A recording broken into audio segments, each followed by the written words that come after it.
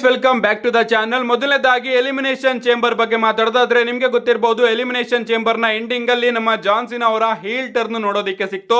And ಆ ಒಂದು heal turn video ಇದೆಯಲ್ಲ, ಆ ಒಂದು ಹೀಲ್ ಟರ್ನ್ ಮೂಮೆಂಟ್ ಇದೆಯಲ್ಲ, ಅದು ಡಬ್ಲ್ಯೂ ಅಲ್ಲಿ ಒಂದು ಹೊಸ ರೆಕಾರ್ಡ್ ನ ಕ್ರಿಯೇಟ್ ಮಾಡಿದೆ ಅಂತಾನೆ ಹೇಳ್ಬೋದು. ಕೇವಲ 12 ಗಂಟೆಗಳಲ್ಲಿ 100 ಮಿಲಿಯನ್ ವ್ಯೂಸ್ ಗಳನ್ನ ಕ್ರಾಸ್ ಮಾಡಿದೆ ಡಬ್ಲ್ಯೂ ಎಲ್ಲ ಸೋಷಿಯಲ್ ಮೀಡಿಯಾ ಪ್ಲಾಟ್ಫಾರ್ಮ್ ಗಳಲ್ಲಿ. ಸೊ ಇದು ಇಷ್ಟು ವರ್ಷದ ಡಬ್ಲ್ಯೂ ಮೋಸ್ಟ್ ವಾಚ್ಡ್ ವಿಡಿಯೋ ಆಗಿದೆ ಫಸ್ಟ್ 12 ಗಂಟೆಗಳಲ್ಲಿ.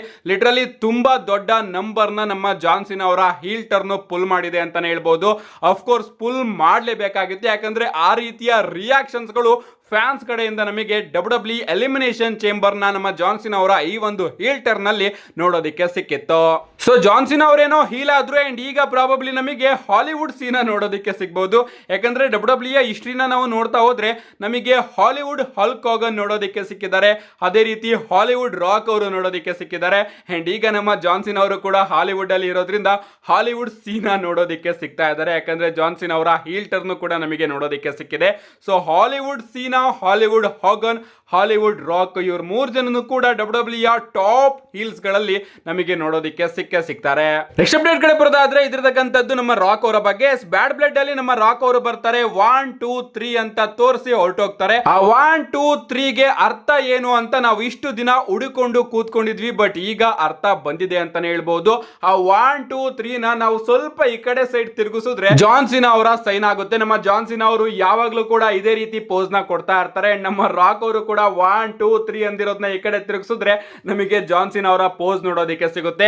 ಸೊ ನಮ್ಮ ರಾಕ್ ಅವರು ಆಗ್ಲೇ ಏನಾದ್ರೂ ಜಾನ್ ಸಿನಾ ಅವರ ಟೀಸ್ ನ ಮಾಡಿದ್ರ ನನಗಂತೂ ಅರ್ಥ ಆಗ್ತಿಲ್ಲ. ಐ ಥಿಂಕ್ ಇದೆಲ್ಲದೂ ಕೂಡ ಕೋ ಇನ್ಸಿಡೆಂಟ್ ಅಂತ ಅನ್ಕೋತೀನಿ. ಜನವರಿ ತಿಂಗಳಿಂದ ನಮ್ಮ ಜಾನ್ ಸಿನಾ ಹಾಗೆ ರಾಕ್ ಅವರ ಹೀಲ್ ಟರ್ನ್ ನಮಗೆ ನೋಡೋದಕ್ಕೆ ಸಿಕ್ಕಿದೆ. ಯಾಕಂದ್ರೆ ಈ ರೀತಿಯ ಅಪ್ಡೇಟ್ ಗಳು ಬರ್ತಾ ಇದೆ. ಜನವರಿಯಲ್ಲಿ ಡಬ್ಲ್ಯೂ ಅವರು ಪ್ಲಾನ್ ಮಾಡಿದ್ದಾರೆ ಜಾನ್ ಸಿನಾ ಅವರ ಹೀಲ್ ಟರ್ನ್ ನ ಮಾಡಿಸೋದಕ್ಕೆ. ಸೊ ಬ್ಯಾಡ್ ಬ್ಲೇಡ್ ತನಕ ಡಬ್ಲ್ಯೂ ಅವರು ರಾಕ್ ಅವರು ರಸಲ್ ಮೇನಿಯಾದಲ್ಲಿ ಕಂಪೀಟ್ ಮಾಡ್ತಾರೆ ಅನ್ನೋದನ್ನ ತನ್ನ ಮೈಂಡ್ ಅಲ್ಲಿ ಇಟ್ಕೊಂಡು ಈ ರೀತಿ ಸ್ಟೋರಿನ ತಗೊಂಡು ಬಂದ್ರು. ಬಟ್ ಅದಾದ್ಮೇಲೆ ನಮ್ಮ ರಾಕ್ ಅವರು ಹೇಳ್ತಾರೆ, ನಾನು ರಸಲ್ ಮೇನಿಯಾದಲ್ಲಿ ಕಂಪೀಟ್ ಮಾಡೋದಕ್ಕೆ ಆಗೋದಿಲ್ಲ, ಆದ್ರೂ ಕೂಡ ಡಬ್ಲ್ಯೂ ಸ್ಟೋರಿ ಲೈನ್ ಅಲ್ಲಿ ಇನ್ವಾಲ್ವ್ ಆಗಿರ್ತೀನಿ ಅಂತ. ಅಂಡ್ ಅದಕ್ಕೋಸ್ಕರ ಡಬ್ಲ್ಯೂ ಅವರು ಪ್ಲಾನ್ಸ್ ಗಳಲ್ಲಿ ಚೇಂಜ್ ಮಾಡಿದ್ದಾರೆ ಅಂತಾನೆ ಹೇಳ್ಬೋದು. ಅಂಡ್ ಈಗ ನಮ್ಮ ರಾಕ್ ಅವರು ರಸಲ್ ಮೇನಿಯಾದಲ್ಲಿ ಮ್ಯಾಚ್ ಆಡೋದೇ ಬೇಕಾಗಿಲ್ಲ ಗುರು, ಆರಾಮಾಗಿ ಅವರು ಜಾನ್ ಸಿನಾ ಅವರ ಜೊತೆ ಇರಬಹುದು. ಆಗಾಗ ಬಂದು ಅಪಿರಿಯನ್ಸ್ ನ ಕೊಟ್ರೆ ಸಾಕು, ಡಬ್ಲ್ಯೂ ವ್ಯೂವರ್ಶಿಪ್ ಎಲ್ಲೋ ಹೊರಟೋಗುತ್ತೆ. ನಮ್ಮ ನೆಕ್ಸ್ಟ್ ಅಪ್ಡೇಟ್ ಕಡೆ ಬರೋದಾದ್ರೆ ಇದ್ರತಕ್ಕಂಥದ್ದು ನಮ್ಮ ಟ್ರೈಬಲ್ ಚೀಫ್ ರೋಮನ್ ರೈನ್ಸ್ ಅವರ ಬಗ್ಗೆ. ಲಿಟರಲಿ ಎಲಿಮಿನೇಷನ್ ಚೇಂಬರ್ ಮುಗಿತು, ಎಲಿಮಿನೇಷನ್ ಚೇಂಬರ್ ಮುಗಿದ್ಮೇಲೆ ರೋಮನ್ ರೈನ್ಸ್ ಅವರ ಬಗ್ಗೆ ಯಾರು ಕೂಡ ಮಾತಾಡ್ತಾ ಇಲ್ಲ.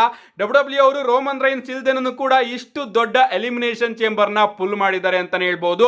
ಅಂಡ್ ಈ ಒಂದು ಸ್ಟೋರಿ ಲೈನ್ ಅಲ್ಲಿ ರೋಮನ್ ರೈನ್ಸ್ ಅವರ ಅಗತ್ಯಕತೆ ಕೂಡ ನಮಗೆ ನೋಡೋದಕ್ಕೆ ಸಿಗ್ತಾ ಇಲ್ಲ. ಅಟ್ಲೀಸ್ಟ್ ರಸಲ್ ಮೇನಿಯಾ ತನಕನಾದ್ರೂ ರೋಮನ್ ರೈನ್ಸ್ ಅವರ ಅಗತ್ಯಕತೆ ಈ ಒಂದು ಸ್ಟೋರಿ ಲೈನ್ ಅಲ್ಲಿ ಇಲ್ಲ ಅಂತ ಅನ್ಕೋತೀನಿ. ಯಾಕಂದ್ರೆ ಈಗಾಗಲೇ ದಿಗ್ಗಜರು ರಸಲ್ ಮೇನಿಯಾ 41 ನ ಮೇನ್ ಇವೆಂಟ್ ನ ಬುಕ್ ಮಾಡ್ಕೊಂಡಿದ್ದಾರೆ. ಅಂಡ್ ರೋಮನ್ ರೈನ್ಸ್ ಅವರು ಈ ಬಾರಿ ರಸಲ್ ಮೇನಿಯಾ 41 ನ ಮೇನ್ ಇವೆಂಟ್ ಅಲ್ಲಿ ಇಲ್ಲ ಅಂದ್ರೂ ಕೂಡ ನನಗೆ ಯಾವುದೇ ರೀತಿಯ ಫೀಲ್ ನೋಡೋದಕ್ಕೆ ಸಿಗ್ತಾ ಇಲ್ಲ. ರೋಮನ್ ರೈನ್ಸ್ ಅವರು ಟೆಲಿವಿಷನ್ ಅಲ್ಲಿ ಬರ್ತಾ ಇಲ್ಲ ಅಂದ್ರೂ ಕೂಡ ರಾಕ್, ಜಾನ್ ಸಿನಾ ಹಾಗೆ ಕೋಡಿ ರೋಡ್ಸ್ ಅವರ ಸ್ಟೋರಿ ಎಷ್ಟು ಇಂಟ್ರೆಸ್ಟಿಂಗ್ ಆಗಿದೆ ಅಂದ್ರೆ ರೋಮನ್ ರೈನ್ಸ್ ಅವ್ರನ್ನ ಎಲ್ಲೋ ಒಂದ್ ರೀತಿ ಮರಿತಾ ಇದೀವೇನೋ ಅನ್ನೋ ಒಂದು ಫೀಲ್ ಬರ್ತಾ ಇದೆ. ಏನೇ ಆಗ್ಲಿ ಮಾರ್ಚ್ ಅಲ್ಲಿ ರೋಮನ್ ರೈನ್ಸ್ ಅವರು ನಮಗೆ ನೋಡೋದಕ್ಕೆ ಸಿಗ್ತಾ ಇದ್ದಾರೆ. ಸೊ ರೋಮನ್ ರೈನ್ಸ್ ಸಿಎಂ ಪಂಕ್ ಹಾಗೆ ಸೆತ್ ರೋಲೆನ್ಸ್ ಅವರ ಒಂದು ಐಕಾನಿಕ್ ಸ್ಟೋರಿ ಕೂಡ ನಮಗೆ ನೋಡೋದಕ್ಕೆ ಸಿಗುತ್ತೆ.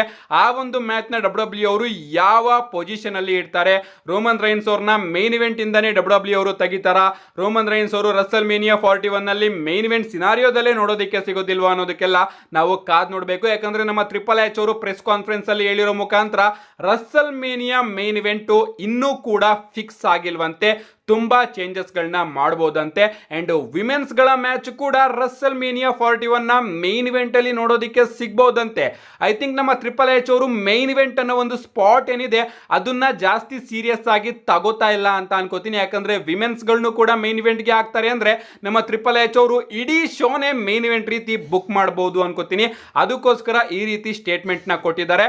ಆದ್ರೂ ಗೈಸ್, ರೋಮನ್ ರೈನ್ಸ್ ಅವ್ರನ್ನ ನಾವು ಇಷ್ಟು ವರ್ಷ ರಸಲ್ ಮೇನಿಯಾ ಮೇನ್ ಇವೆಂಟ್ ಅಲ್ಲಿ ನೋಡ್ಕೊಂಡು ಬಂದು ಈ ಬಾರಿ ಮೇನ್ ಇವೆಂಟ್ ಮಾಡಲಿಲ್ಲ ಅಂದ್ರೆ ಏನೋ ಒಂದು ಮಿಸ್ ಅಂತಾನೆ ಅನ್ಸೋದು. ನೆಕ್ಸ್ಟ್ ಅಪ್ಡೇಟ್ ಕಡೆ ಬರೋದಾದ್ರೆ ಇದ್ರತಕ್ಕಂಥದ್ದು ನಮ್ಮ ಸಿನೇಷನ್ ಲೀಡರ್ ಅಸಲ್ ಲಾಯಲ್ಟಿ ರೆಸ್ಪೆಕ್ಟ್ ನಮ್ಮ ಜಾನ್ ಸಿನಾ ಅವರ ಬಗ್ಗೆ. ನಮ್ಮ ಜಾನ್ ಸಿನಾ ಅವರಿಗೆ ಹೊಸ ಕ್ಯಾಚ್ ಪ್ರೈಸಸ್ ನಮಗೆ ಆದಷ್ಟು ಬೇಗ ನೋಡೋದಕ್ಕೆ ಸಿಗಬಹುದು. ಸಿನೇಷನ್ ಲೀಡರ್, ಅಸಲ್ ಲಾಯಲ್ಟಿ, ರೆಸ್ಪೆಕ್ಟ್ ಇದನ್ನೆಲ್ಲದನ್ನು ಕೂಡ ಸದ್ಯಕ್ಕೆ ನಮ್ಮ ಜಾನ್ ಸಿನಾ ಅವರು ಕಳ್ಕೊಂಡಿರೋದ್ರಿಂದ ಹೊಸ ಕ್ಯಾಚ್ ಪ್ರೈಸ್ ನ ಡಬ್ಲ್ಯೂ ಅವರು ನಮ್ಮ ಜಾನ್ ಸಿನಾ ಅವ್ರಿಗೋಸ್ಕರ ತಗೊಂಡ್ ಬರಬಹುದು. ಅದನ್ನ ನಾವು ಸೈಡ್ ಗಿಟ್ರೆ ನಮ್ಮ ಜಾನ್ ಸಿನಾ ಅವರು ಹೀಲ್ ಟರ್ನ್ ಆದ್ಮೇಲೆ ತನ್ನ ಇನ್ಸ್ಟಾಗ್ರಾಮ್ ಅಲ್ಲಿ GTA 6 ನ ಪೋಸ್ಟರ್ ನ ಅಫಿಷಿಯಲ್ ಆಗಿ ಪೋಸ್ಟ್ ಮಾಡಿದರೆ ನೀವು ಇಲ್ಲಿ ನೋಡ್ತಾ ಇರಬಹುದು.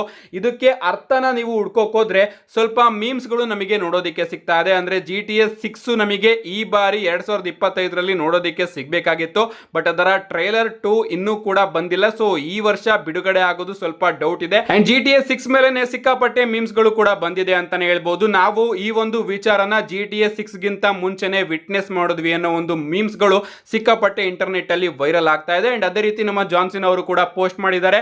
ಜಾನ್ ಸೀನಾ ಅವರ ಹೀಲ್ ಟರ್ನ್ GTA 6 ಗಿಂತನೇ ನಾವೆಲ್ಲರೂ ಕೂಡ ವಿಟ್ನೆಸ್ ಮಾಡಿದ್ವಿ ಅಂತ ನಮ್ಮ ಜಾನ್ ಸೀನಾ ಅವರು ಈ ಒಂದು ಪೋಸ್ಟ್ ನ ಹಾಕೋದ್ರ ಮುಖಾಂತರ ತಿಳಿಸ್ತಾ ಇದ್ದಾರೆ ಅಂತಾನೆ ಹೇಳ್ಬೋದು. ನೋಡೋಣ ಗೈಸ್, ನಮ್ಮ ಜಾನ್ ಸೀನಾ ಅವರ ಮೊದಲ promo as heel superstar ಹೇಗಿರುತ್ತೆ ಅಂತ.